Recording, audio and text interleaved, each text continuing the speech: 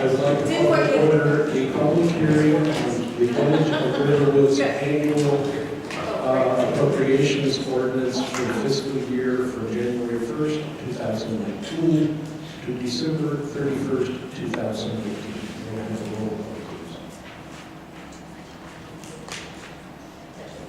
No.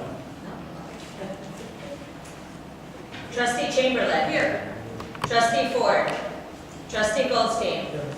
Trustee Haber. Here. Trustee Hollander. Here.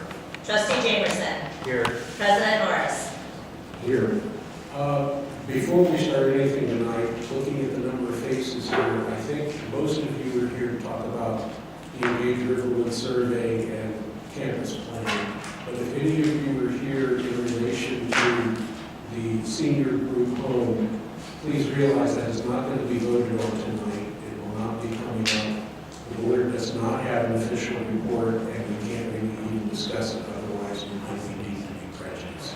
So if any of you are here for that, and I'm mistaken as to why you're here, which you probably won't comment on, please recognize that. You're certainly welcome to stay. And with that, we are required now to have a public hearing before we consider the ordinance for appropriations for the village. Let me turn that over to council. We have our usual format for appropriation ordinance in front of the board. For those of you who haven't been here before when we've had a hearing on the appropriation ordinance, the purpose of the ordinance is to set an upper limit to what the board can spend in a year. It's sometimes popularly referred to as a balloon appropriation because we throw in a little extra in certain categories so we don't run out of spending authority. We never know where we might need the spending authority, so we bump up the categories in a number of different funds. The overall result is a number that is several times higher than what we actually spend in any given year. It's just an upper ceiling that sets the limit on what we can spend. We have, in contrast to that, we have an operating budget for the village where we try to very accurately forecast what we're going to take in the way of revenue and what we're going to spend. One of the important exhibits to the appropriation ordinance is the estimate of revenues and expenses for this fiscal year. Our fiscal year is a calendar year, it's January 1 through December 31. So for trustees, if you go all the way back to the end of the ordinance on page 20, you'll see Exhibit A, the estimate of revenues. And this estimate shows all the revenues that we expect to be taking in throughout the year. And governmental accounting is based on different funds, so the revenues are divided, allocated on the different departments that each represent a different fund. We have the general fund, which takes care of administration and the building departments, the road and bridge revenue, woodland management, and the police services, which is also within the general fund. We also have expected revenues for the water fund, the sewer fund. We now have two different TIF funds, expected revenues for those, which are essentially a small amount of property tax at this point. And the capital projects fund, the revenue for which is essentially transferred out of the general fund. The revenue projections are based as close to budget for the most part as we can get. It includes property tax revenue coming into all of the special service area funds, receipts from our various sales taxes and other items. And so when you look at the total, it's higher than what you think of normally as our operating fund because it includes all of the special service area taxes. So the estimate of revenues adheres fairly closely to our budget. Then if you turn back to the body of the appropriation ordinance, we appropriate for the general fund, the water fund, the sewer fund, the two TIF funds, the capital projects fund. Those are the main funds of the village. And then behind that, there are appropriations for each of the special service areas, some of which have ongoing bond issues, many of which have annual maintenance levies. And we appropriate for each of them so that we can authorize expenditures for road repairs, snow removal, anything that might come up if that's part of their budget or something that we're requested to do later in the year. The only last thing I will mention to the board is one of the things we do every year is try and figure out what to put in for contingency and for possible projects that we don't know about. If you look on page 6 of the appropriation ordinance, we have a category called other financing uses. This shows transfers out. That means money from the general fund being transferred into other funds. So we give ourselves some leeway to transfer money into the 2 TIF funds in case we need to commission a report or a study, engage a consultant.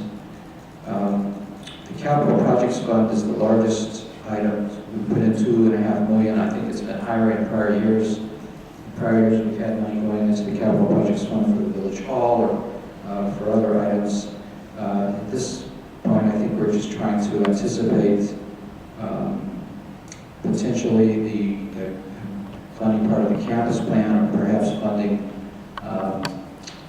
any kind of project that might be in one of the TIF districts if we had to make a transfer for acquisition of property. So we come to a grand total for the general fund appropriations you see here on page 6. Again, $6.9 million roughly, which is much more than the actual budget for the general fund. But that's because we put in these potential other financing uses, which we would take out of savings of what we have, the balance in the general fund if we were to use them. Bob Kwiatkowski took the form that we've been using for the last couple of years, worked with me to prepare this ordinance. I made a few edits, Bob reviewed them, and this is what we have presented to the board.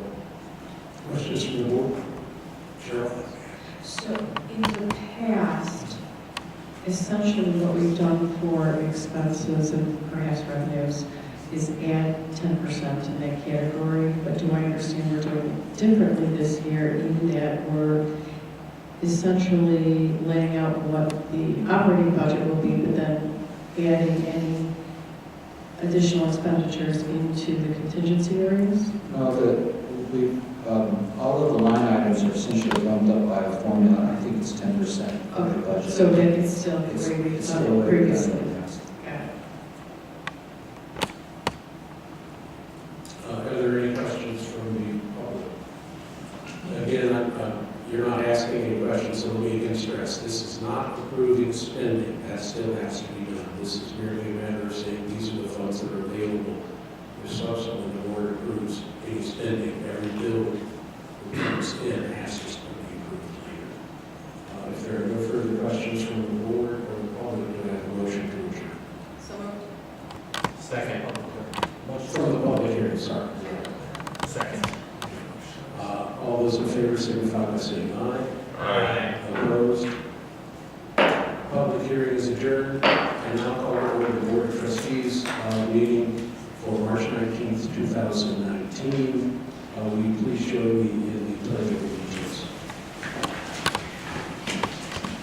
I pledge allegiance to the flag of the United States of America and to the republic for which it stands, one nation, under God, indivisible, with liberty and justice for all.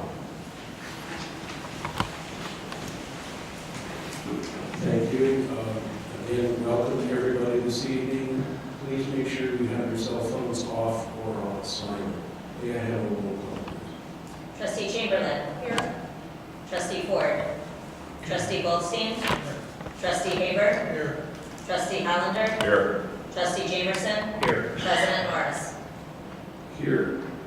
All right, next item, approval of minutes. Do I have a motion to approve the Board of Trustees minutes from March 5th, 2019? So moved. Second. Additions or corrections? So I sent some edits to the clerk, and she did send them out to everyone else, but I don't believe that's the version that's in the packet. So are we voting on the version that was sent out or the version? Can you explain what they were so that we don't have to worry about? Actually, do you, pardon?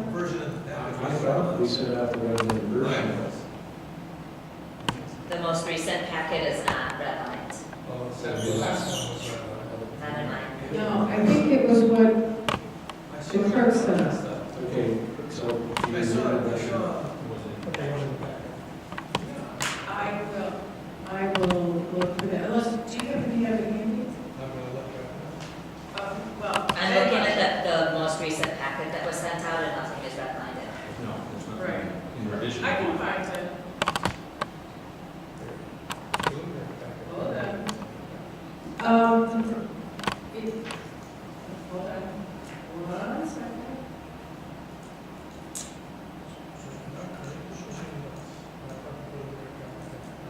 No, but it won't be the same.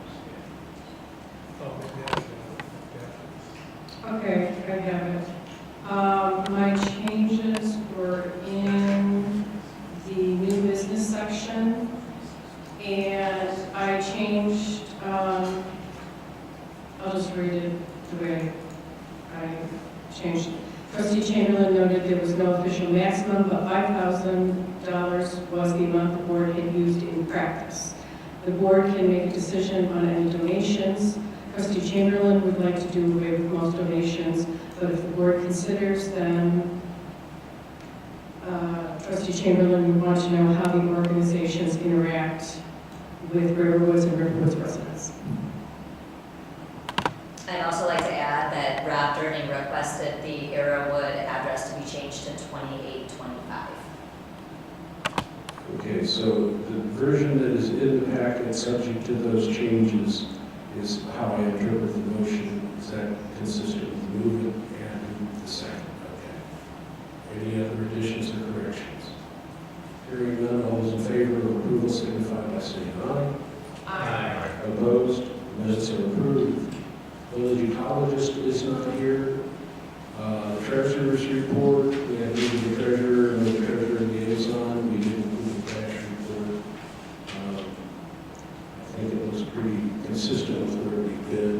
If you have any questions, please let me know. Engineer's report. Later on the agenda, we have a resolution for the board to consider adoption of the Des Plaines River watershed-based plan. I've asked Ashley Strelchek from Lake County SMC to give a brief presentation on that plan. So with the board's indulgence, I would yield my report time to Ashley and move her up on the agenda as we do. Ashley?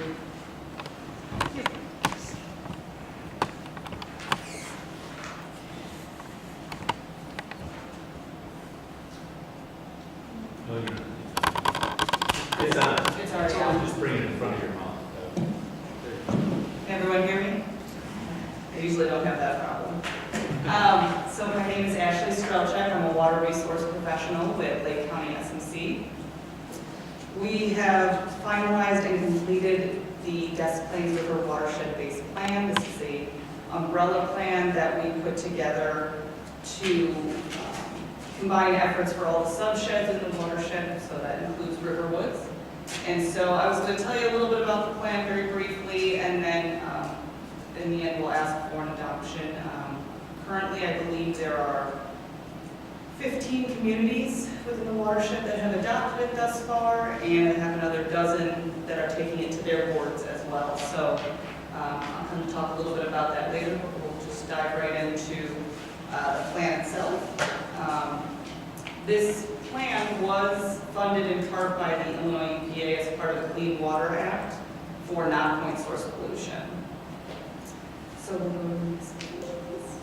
Okay, so I'm just going to go briefly over this. This is the components of the watershed-based plan.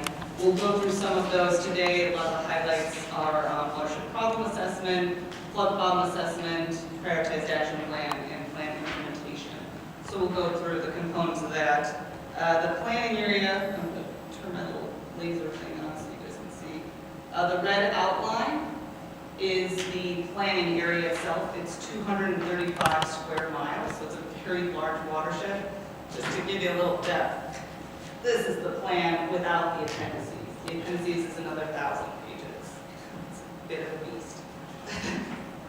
And so today you do have the executive summaries available out front, and if you need more copies, I can send more as well. But that's just kind of a summarized version of what happened with the plan. Sorry.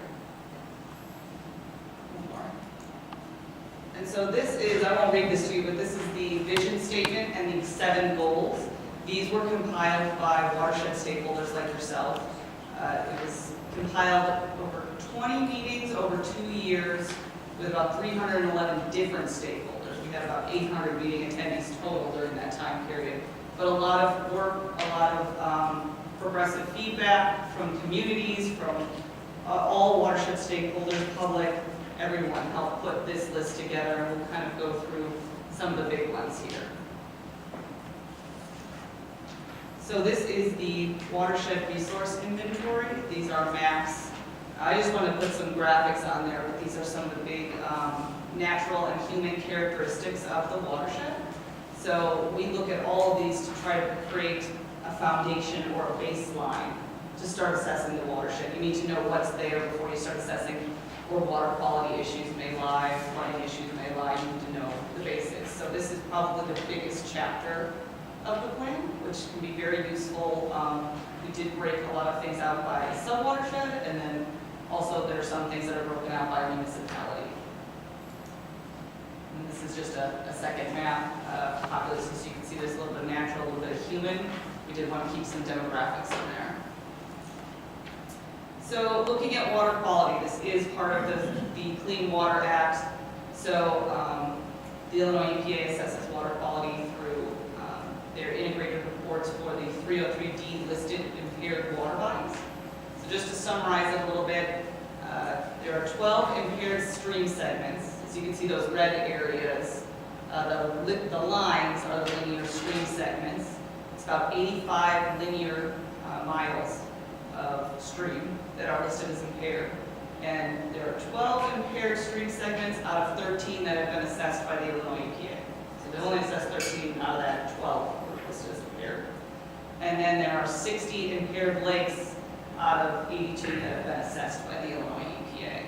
So, you know, these are things that we need to take under consideration where we do our pollutant load reductions, where we focus our efforts to, and where certain BMPs might be useful. And so from that data, which is collected from the Illinois EPA, it's collected from our Lake County Health Department that does the lakes, the IDNR, even the Des Plaines River Watershed Work Group, which again, this does fall into this area. They have monitoring data from their sites that we were able to use and provide that to the Illinois EPA. So we have our baseline, and now we're on the, watershed problems assessment, which we're looking at impervious area, we're looking at pollutant load reductions, and we're looking at where can we find the causes and sources of that pollution.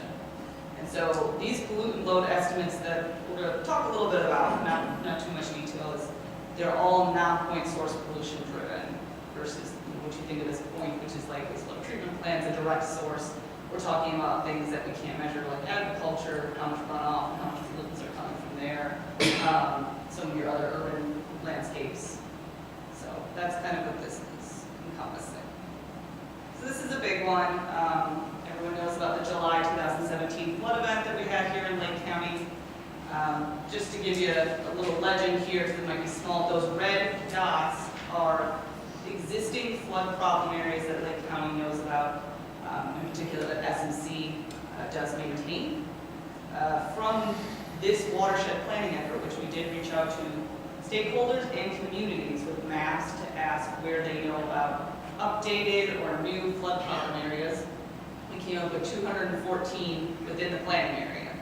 And I probably should have mentioned it earlier. You can kind of see there's this part at the top here of the planning area, and at the bottom, the watershed does dip into Kenosha County because this is broken up into sub-watershed. We didn't want to cut it off unevenly. So some of it does go into Kenosha County and then into Cook County too.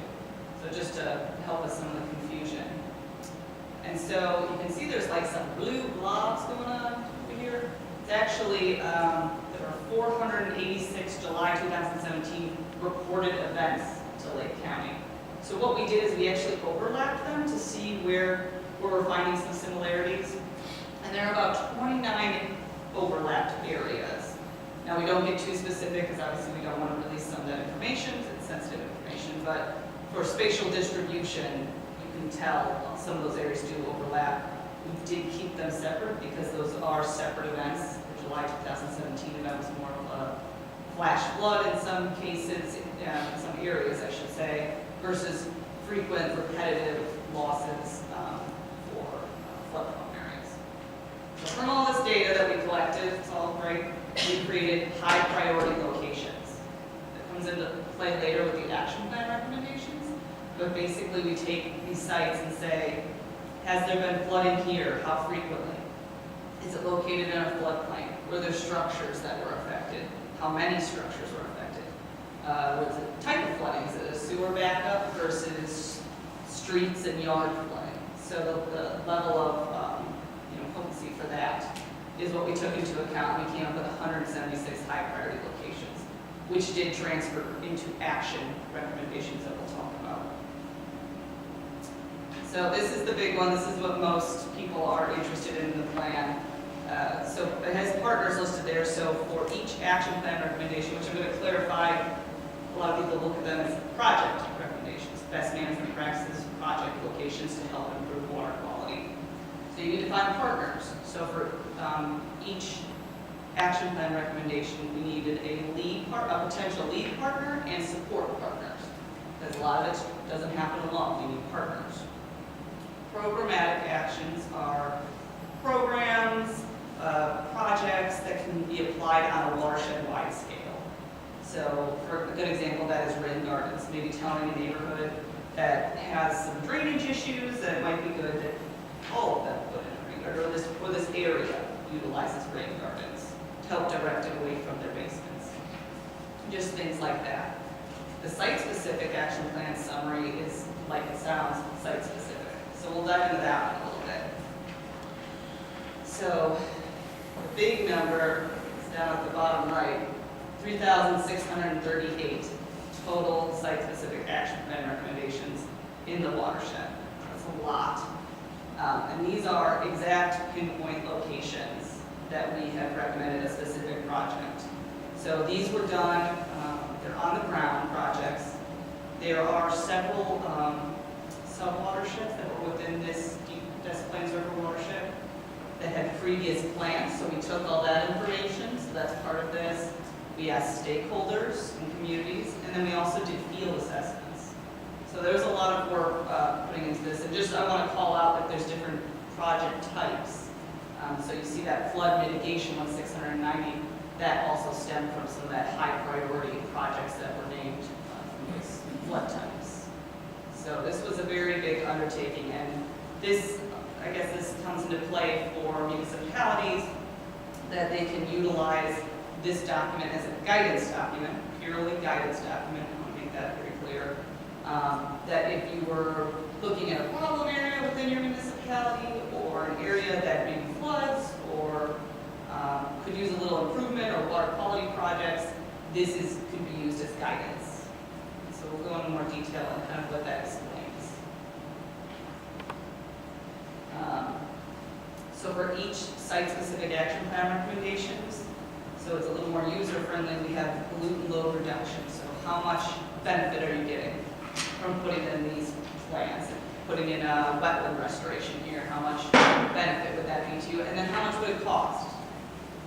Roughly, we try to do acreage versus BMP type. And total, if you were to do all the BMPs, it would be about $250 million. By no means does SMC expect, or we'd love for that to happen. That's not realistic. But forward progress towards implementing best management practices is always the key. And to be able to offer options is the big key. So plan implementation and evaluation is very important, so that that giant document that I held up doesn't just become dust on a shelf. We want actual action to happen and interjurisdictional coordination on this. So we look to our monitoring program. I don't know if everyone here is familiar with the Des Plaines River Watershed Work Group. They are a work group that formed to monitor, they have about 70 sites within Lake County, a portion of the Des Plaines River within Lake County that they've been monitoring, and now they're doing next steps to figure out where pollutants are coming from, where they should focus their effort for projects, so best bang for your buck. If problems are coming here, it might be an easy solution to put a naval buffer in that can help filter some of the pollutants, something like that. So keeping that monitoring program is really important. They're also a very big partner with this planning effort. They used in-kind costs for monitoring this. And then implementation milestones. This is a big one. We have a scorecard, in a sense, in the watershed plan. That each year we assess, are we moving in the right direction? We have 10 years before this plan has to be updated again to make it an approved watershed-based plan. So we would do implementation milestones along the way to see our progress. And then there is an education and outreach, because a lot of things can be helped or assisted with education and outreach, which SNC does a lot of, and we work with a lot of partners that do. So in this portion, we identified who our target audience is, for what specific message, what's the best way to get to them, would that be email, a workshop, meeting, and then who would be the person to be implementing that based on the topic. So we went through and then listed all of that out and who potential partners could be for that. And so I didn't have it up so it would take a little too much time, but this time, this is a giant watershed plan, and it can be a bit overwhelming for an individual or a municipality to say, what am I getting out of this? So we put together it's kind of just a cutout really, but this is a table, it's a little bigger, and it's Appendix N that lists what the site-specific action plan is and all the details about it, what size, what the cost would be, where it's exactly located, a description, and then it's tied to a plan ID, and it's on the left-hand column. To make it a little more palatable for people, we created a web application that you click on, and it's a big map, and you can zoom right into Riverwoods, or you can zoom right into wherever, and you can see all the recommendations overlaid on a map. And you can click on it, and it has all of this information. So it's a little more user-friendly, although we did have a request to keep the tables and the appendices for convenience. Some people like doing that. But if you're just looking at a specific area or a specific type, this is really helpful. It's also on our website, but I also have a link here. You're welcome to share that. So that's just to show you the jurisdiction and broken out by who the jurisdiction is, and then I put a plan ID, and you can look those up if you'd like. So I did try to go a lot, I did cut down a lot, although it might not seem to. But our next step is plan adoption. So this plan has been adopted by the Lake County Stormwater Management Commission back in October. Then the county board adopted it in November as part of their comprehensive plan. And now we're reaching out to communities this year. The next step after we reach out to communities is really, the adoption is very important to us, or support, because it keeps forward progress and it shows buy-in that for the next step, which is to form or coordinate a watershed council that actually evaluates if something's going on. And SMC is working on in government, sometimes there's a little too many meetings. So we would like to respect everybody's time and cut down on the amount of meetings that this watershed council will be, and maybe integrate it with existing watershed meetings. That way, people that overlap aren't going to too many meetings. So that's kind of our next step, and really we're just looking for support that Riverwoods would use this document as more of a guidance document. This would not hold Riverwoods to anything within the plan. It's more of a guidance document. So if there's any questions for me, I'm happy to take them now. I have a question for you. It's not necessarily based on this. 2 or 3 weeks ago, the Stormwater Management Commission had a meeting regarding the Foxconn plant. Okay, yes, Norm. And so Then we're wondering, watershed. yes, right at the top. So there we are. It's right at the top of that map. That's okay. So I'm wondering how, and you don't have to go into tons of detail, but I'm just wondering how that, I mean, what they said at that meeting was not encouraging from a floodwater standpoint. And so I'm wondering how that might affect with all this work that you've done to create this plan, and if updating the plan in 10 years is, be proven that maybe you should have it sooner. I don't want you to have to do it again. But what I heard at that meeting, and there was actually an article in the Tribune that if anyone wants to look it up, you can see the article there. It wasn't encouraging for us. So that's not the first time I've gotten this question.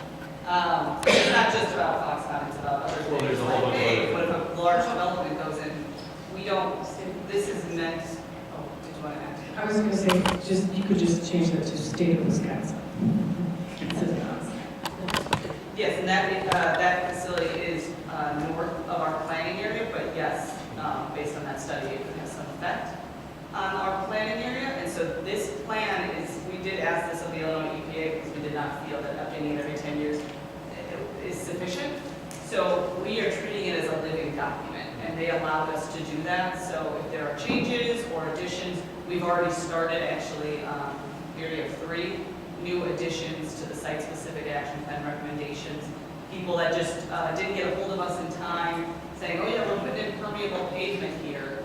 Well, we want to keep things up to date. So you're correct. I think we thought it was important to have a living document instead of waiting, which is why evaluating the milestones is going to be very important so we can keep it up to date. Thank you.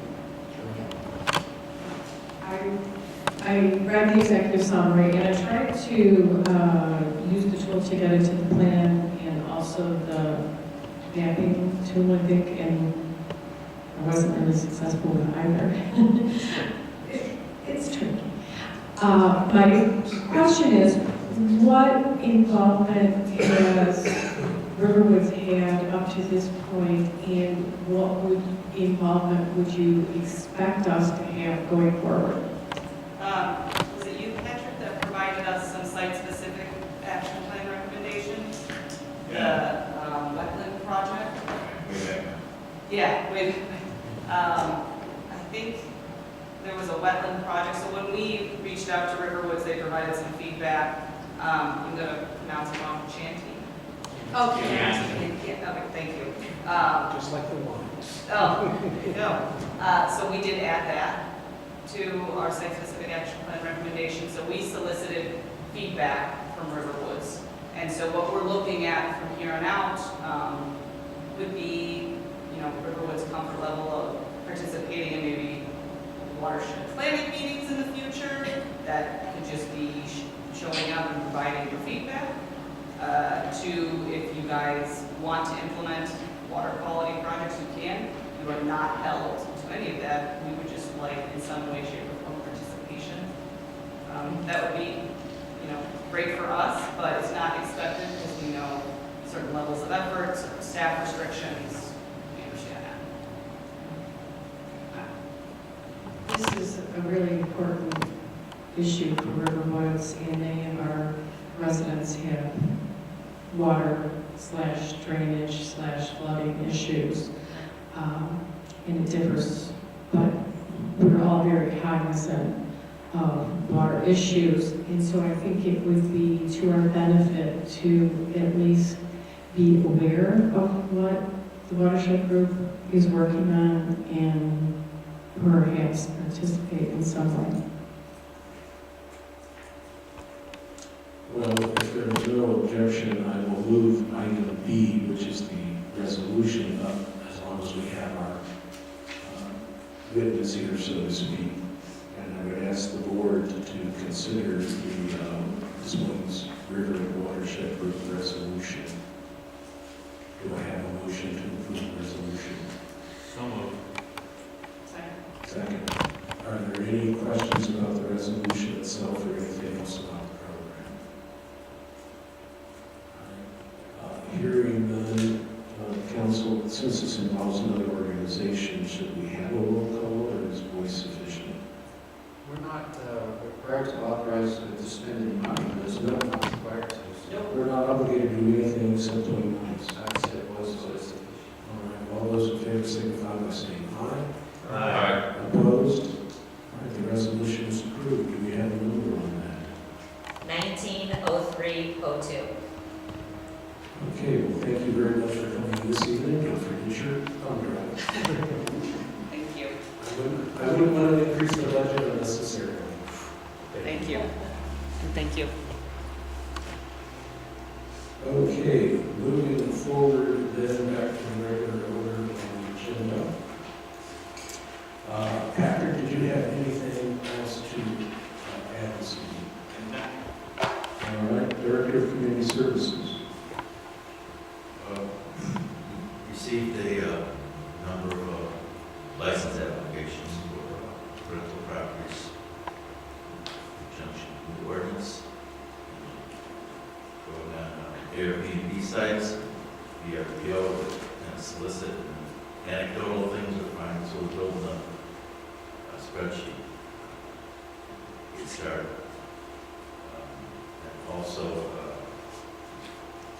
through our driveway permits, we've issued parking lots and things. We've also sent letters to regard to the coal tar ban for seal covers. So I think we sent mid-30, 35, something like that, letters out recently to also issue a license for that. It's a no-fee license for seal covers. That's all I have. Any questions? Did you get a feeling for how the people who were renting found out about it? The mastermind is part of it. We've solicited. Yeah. Everybody should have received a letter Right, yeah, we did too. because we have no idea which properties might be ready or not, since that's one of the reasons we're trying to get people to let us know if they're ready or not. So, are there any other questions? Hearing none, the ZBA did not meet. Planning Commission report. The Plan Commission had the continuation of the hearing on the Senior Engaged Homes petition. The hearing was closed. At the end, the Plan Commission adopted a recommendation to allow 6 unrelated people to live in the home at the location the petitioners had proposed. The full details of their report we're still working on preparing to get to the full board, and presumably it will be up at some time in April. 2 other things. One, we received an application from the owner of 777 Saunders. That's just south of the gas station. Remember, that's the site that one was going to have a health food restaurant. The current proposal is for a hand car wash. I got that right? Staff will be meeting to try and fine-tune the request, and then we probably will come to the board and ask for it to refer the matter to the planning commission for hearing after you've learned what's involved, because I'm sure will require text amendment. The last thing I probably want to mention tonight, we have gotten a couple of, it's starting to be the season where we have solicitors going around, we have people selling subscriptions and various things. We should probably remind our residents that if you have a notice in your window that you don't want solicitors, they're not allowed to come knock on your door. We have had one issue with someone going around that we thought hadn't gotten a license. They pointed out to us they didn't think they should be required to get a license. They cited a couple of cases.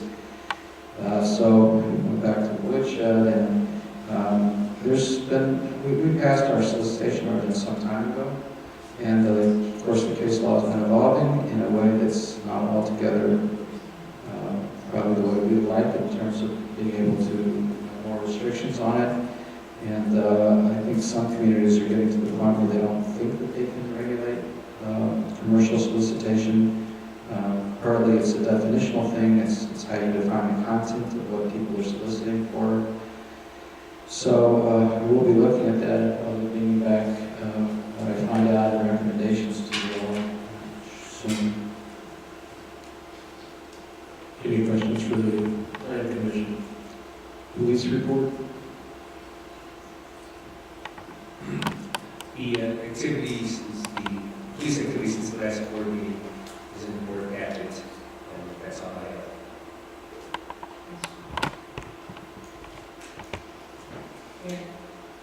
Questions?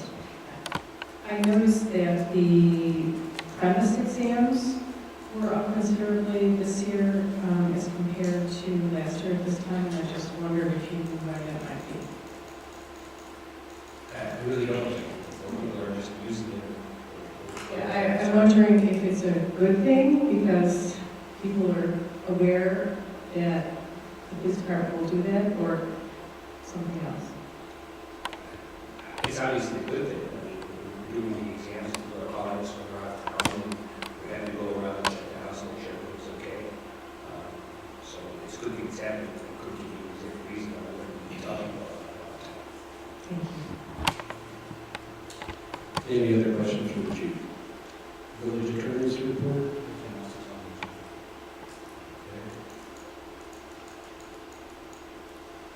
Then information items from the president, which I think is why a lot of people are here. So with the board's indulgence after the initial report, I will ask anybody who is here to comment on the potential campus plan. Go ahead and make your comments now, so you don't have to stay the rest of the evening. Basically, we do have the results from the Riverwood survey. Let me go to the next page, and hopefully you can see that what it really told us was almost nothing, because what we learned was, one, as some people pointed out, we did have some flaws in one question that could result in faulty information, although people were able to express a preference. But bottom line, whether you count just the electronic, we split slightly more favorable than unfavorable. If you look to the written, which came in at 100% negative, and add that in, then you go to a slightly more unfavorable than favorable number. And the most telling number of all is that we have a very small segment that responded. Certainly there was a very large and fervent anti-the-plan group. You saw all of the online comments. We haven't been able to copy to you all of the written, which you should see. And we also have a sizable number of people who are in favor, but again, the great number is somewhere in the middle, which means A, the board is going to have to decide which way it wants to go on this, one way or the other. B, you have to figure out whether you think the people who didn't respond are somewhat in favor because you think all the people who were against it would voice their opinions, or that since there's not a great deal of enthusiasm overall, the great number of people who fear that maybe it won't be used, which would make it all a waste, also are potentially showing in this. Because I think the indifference, as hard as we try to get people to respond, and only get less than 10% also tells us something. At this point, I'm not going into any more detail to what some of these answers might be. I don't know that we want to recommend anything other than letting us take a look at it. And given our schedule, we need to come back, I would say, on the 23rd, because we probably will have the group home here on the 9th. And I don't think any of the people sitting here who I would imagine would be back on the 23rd when we would be voting are likely to want to sit through the group home discussion if that does come forth on the 9th. So we would want to separate that. Second, that's the first time I can get all of the trustees here, and I think for an issue like this, certainly all of the trustees need to be here. So if the board was not objecting, you'll be here on the 23rd, but won't you, Cheryl? You're still not here. Okay. Well, in any event, it will be very difficult to get everybody here. I'm trying to get all the trustees so that everybody feels that they can be fully represented. So if there is no objection from the board, we will do that. do see, especially a number of the amenities, we take the 4s as positive. The question was raised, how do we consider the 1s? Well, we consider those to be, we don't want it, we don't think it's good. So a total negative. So 1s and 2s are negatives, 3s and 4s are positive in some way. Some things certainly are going to not be going forward. I don't think it would be terribly surprised when the basketball the basketball hoop and half court was not supported by a great number of people. Other things we've got to look more at the numbers to try and figure out what might be something we still recommend or not. And again, the board still can say, no, we don't want to do the whole project. But I think we need to try to figure out for sure what this means. And especially give some people time to look at it, because I do think we got to figure out what that 90% void really means.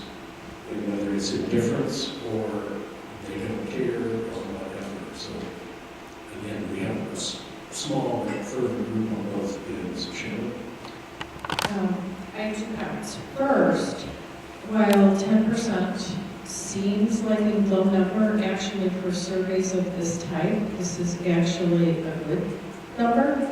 And that's what I believe that's what the Mind Mixer folks are telling us. We can confirm that, but I believe 10% is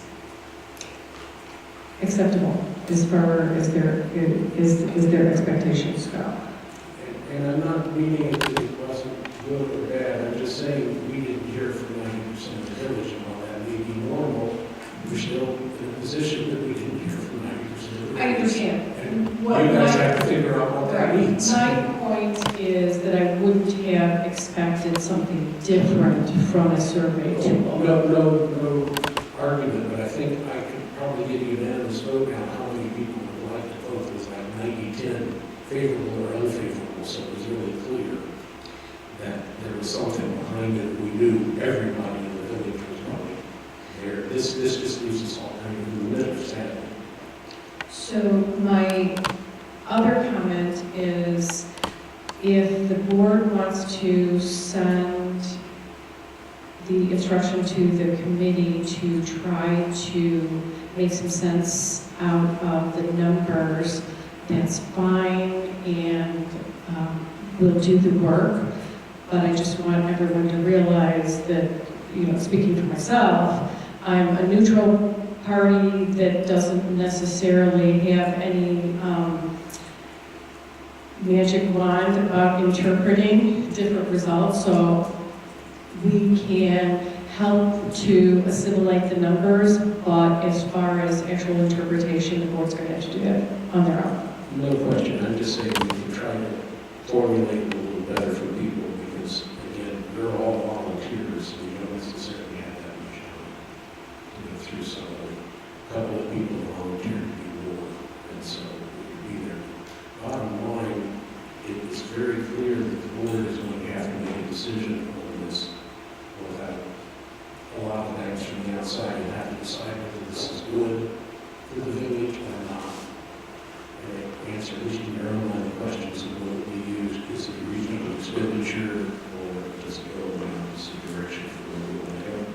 And I wish I had that crystal ball. In some of the meetings we've been at lately, lots of people seem to have a crystal ball that they can borrow, because they all know what's going to happen in 2 years. One, I buy the right lottery ticket, and nothing else. But frankly, I wish I did know, because a number of the people who opposed this raised the question of will it be used, and I think we all agree that if it isn't used, then it's a waste of money. But we don't know that it won't be, and that's what we have to do our best to figure out. So respectfully, I disagree. I think that some people have made comments about it will or will not be used, and I don't think that that's necessarily the only measure, nor do I think that we can make assumptions beyond the data that is given to us. I think that if we, in our own opinions, feel that the data represents a particular opinion, I think that is completely valid.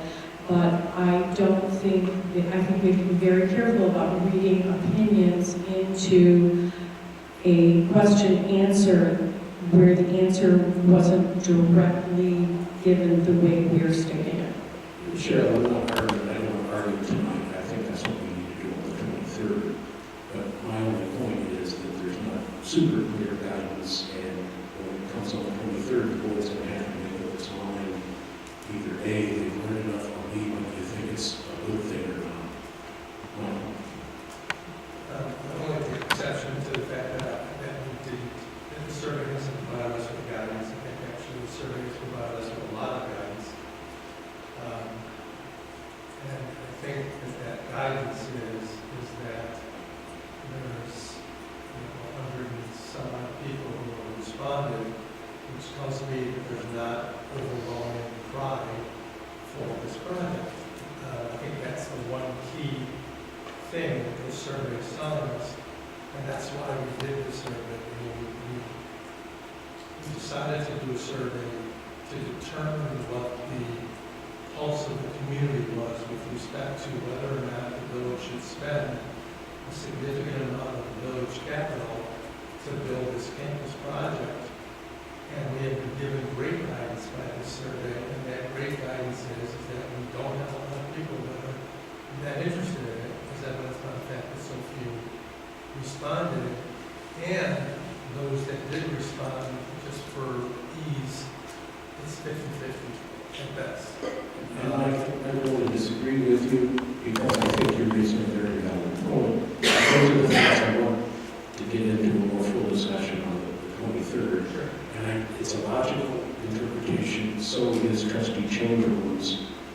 We're going to debate it. I'd rather not debate it all tonight and then come back in several weeks and do it all over again because we're not going to vote tonight, etc. So that's all I'm saying. I respect both positions, and I'm saying this isn't, maybe for some of you it's easy. For me, as I said, I wish it would come out 90